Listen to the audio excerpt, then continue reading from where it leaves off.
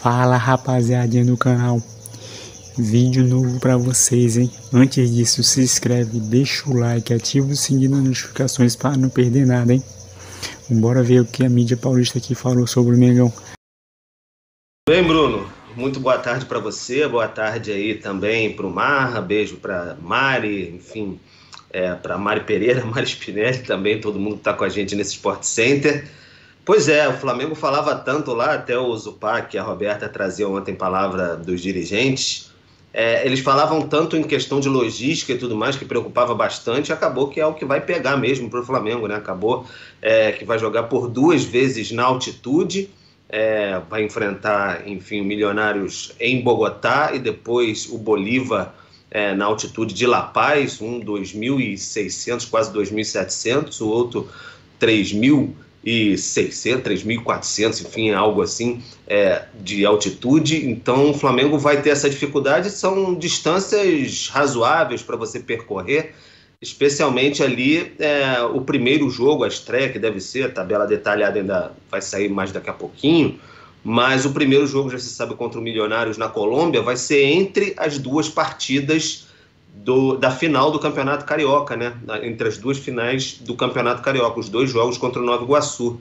Então o Flamengo já sabe, vai ter que de repente tentar fazer um bom resultado contra o Nova Iguaçu no primeiro jogo, para tentar mandar o time titular na estreia, num jogo difícil, numa altitude, estreia de Libertadores, e aí depois completar esse segundo jogo no Campeonato Carioca, porque é uma temporada que o Flamengo não pode mais se dar o luxo de nenhuma surpresa, como teve em 2023, teve percalços aí que custaram bastante. Então é essa a maior preocupação. Tem ainda o Palestino ali, o Flamengo conhece bastante, uma pedrinha no sapato, foi até o primeiro time que o Vinícius Júnior marcou um gol na carreira, na Sul-Americana de 2017, mas, enfim, a questão logística, de fato, parece que o Flamengo falou tanto que vai pegar. O presidente Rodolfo Landim conversou com os nossos companheiros que lá estiveram no Paraguai para o sorteio da Conmebol, falou um pouquinho aí sobre essa disputa do Flamengo em busca do tetra da Libertadores, que no ano passado ficou bem, bem longe. A classificação na fase de grupos também é importante, porque ela influencia depois no jogo de ida e volta. Então, eu diria hoje que eu não vejo grandes favoritos para essa competição. Existem grupos ali que a gente preferia estar. Qual, por exemplo? Não, deixa para lá. Mas assim, eu já comentei, quer dizer, jogar na altitude é um problema para todos os clubes brasileiros, a gente sabe, historicamente é um problema. E a logística muito complicada também é um problema, né? Então, basta ver ali quem acabou pegando, às vezes, jogando em altitudes mais baixas ou no nível do mar, seria melhor. A gente tem na tela, Pedro, inclusive, as distâncias aproximadas aí, fazendo uma conta dos voos que os times farão nessa Conmebol Libertadores. Então, só quem tem uma distância maior é o Botafogo, com mais de 13.000 quilômetros. Tá louco. É muita coisa. Dá pra soltar um nu aí, hein? Dá pra soltar um nu. Nu. E o Grêmio é o que tem a menor distância aí a ser percorrida, com aí pouco mais de 5.000 quilômetros, mas a conta o Flamengo não só dá distância em quilometragem, mas aí você também tem que levantar em metros. Pra cima. E outra coisa, vertical e horizontal. Aí é só a ida, tá? Isso é só a ida. Tem ida, né? Só contando só a ida. Isso, porque depois você vai ter que... Tem que voltar também, né? Ficar na altitude, depois você tem que Fica descer. por lá. Tem esse detalhe. Agora vou ficar por você aqui, suba tá? e não consiga descer. Mas isso que vocês estão falando é muito interessante, sabe por quê? Não é só a questão de quanto você vai andar, né? A distância. Mas essa acho que é a particularidade da Libertadores. É o local onde... Porque não é só a distância. Às vezes é mais fácil você sair daqui e ir pra Nova York... Sim. Do que você ir pra uma dessas... A logística é muito ruim. Essa é a questão da logística. Contra quem que o Atlético jogou na temporada passada? Foi o... Foi contra o Carabobo. Carabobo. Que aí você tinha que fazer um voo, mas você tinha que pegar um carro, um ônibus pra poder chegar. Aí é uma estrada de 2 horas. Dividia o voo, né? Dividia. Aí você chega lá num hotel, mas é assim, mas aí você não tem onde... Então, assim, tem muitas particularidades. Não é assim, não é apenas a distância. Aí, nesse lado, jogar em Bogotá, por mais que tenha altitude, você vai jogar contra um grande clube tradicional que não vive um grande momento. Tá. Mas você vai jogar em Bogotá. Você tá numa cidade grande. Tem toda a tranquilidade de pegar um voo, descer em Bogotá e voltar. Mas a altitude é uma pedra no sapato. É que o Flamengo ele faz isso, né? A gente faz a conta da horizontal e do tanto que ele sobe. Mas aí, ao mesmo tempo que pro flamenguista que ouve isso... Mas e o elenco, né? É isso que eu ia falar. Porque o flamenguista que ouve isso, ele fala assim... Ah, gente, mas de toda forma eu queria o caminho ou a distância menor e menor altitude. Mas o Flamengo, ele monta um elenco desse tamanho... Para suportar. Exatamente, para tentar lidar com isso. Se fosse outra equipe, talvez até a esperança já tivesse assim, cara, ferrou, vamos focar em outras coisas, porque ali na logística vai descansar muito no nosso elenco, né? O Flamengo não é que ele tá tudo bem ele ter esse problema, mas ele tem mais armas para solucionar. É porque tá, entre aspas, cada vez mais presente, né? Não sei se cada vez mais, mas, por exemplo, o Always Ready agora, que não se classificou para Libertadores, já consegue jogar no seu estádio. E também... Que alívio que ele não se classificou. Exatamente. Que foi um alívio mais... Tem Sul-Americana, enfim, né? Pode cruzar com os brasileiros. E aí os times, obviamente, entram nessa conta, né? A logística, o que consegue se garantir com um elenco forte, ele vai não necessariamente ter sucesso, mas ele consegue administrar melhor. E isso é administrado, acho que não só com o elenco, mas com a estrutura que você tem. Financeiramente, né? Falando também. Financeiramente, não é, vou contratar um jogador e tal, porque tudo bem, você contrata um jogador que tem, principalmente, uma capacidade técnica, mas essa capacidade também física está muito mais relacionada aos profissionais que você contrata para a sua comissão, e nisso o Flamengo tem os melhores, como os outros grandes clubes do Brasil também investem muito, e na estrutura que você tem. Claro, que você consegue simular situações de ambientação mesmo, né? De aclimatação.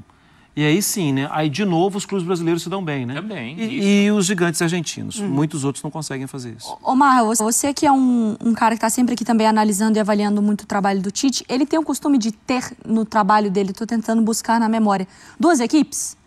Porque, assim, imagino que o Pedro Henrique Torre terá que voltar muito aqui no Sport Center para falar sobre departamento médico, atualização de controle de carga, de como o Flamengo vai lidar com com competição B, C.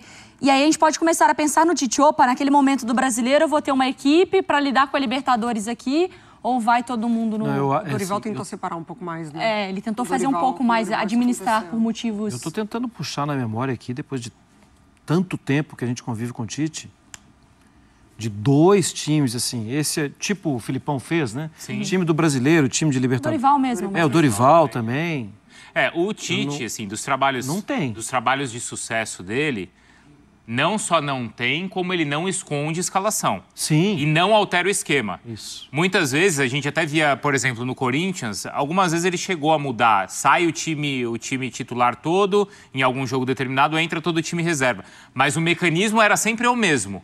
É difícil, né? Pelo menos ele não costumava trabalhar com esquemas diferentes. Ele se impõe, né, Bruno? É claro que tem variação, às vezes, com situação de jogo. Sim, sim. Agora a gente pode dar uma descansadinha e tal, mas os times do Tite são times de imposição. Você vai jogar contra o meu time que é bom e o meu time vai jogar desse jeito em cima de você e azar é seu.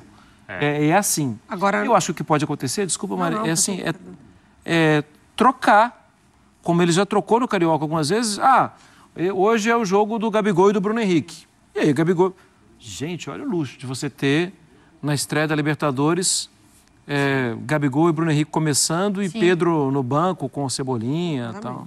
Não, e eu acho que, assim, falando sobre clubes, né? Eu não sei se ele teve esse elenco da maneira como ele tem. Então, assim, inevitavelmente você consegue montar 2 times com esse elenco do Flamengo, né? Assim, não vejo ele necessariamente dividindo. Esse é o meu time que joga pontos corridos, esse é o meu time que joga Libertadores.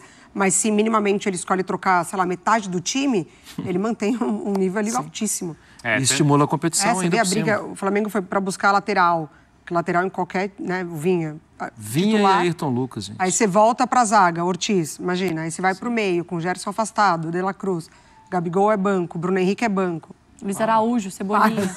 Tô machucando os adversários. Tanto, não é, Pedro, que os exemplos que a gente deu aqui de técnicos que utilizavam 2 times, a gente falou do Dorival, que tinha esse grande elenco, e o Filipão, que em 18 o Palmeiras também dava esse grande elenco. Mas outros técnicos, como o Abel mesmo fez agora, ou o Cuca em 21, com o Galo, ele era... O próprio Jorge Jesus também, vambora, né? O Jesus, exato, não é? O Jesus é o melhor exemplo. Mudanças, né? Assim, pontuais. Sim, mas não de tirar um time todo e colocar outro time.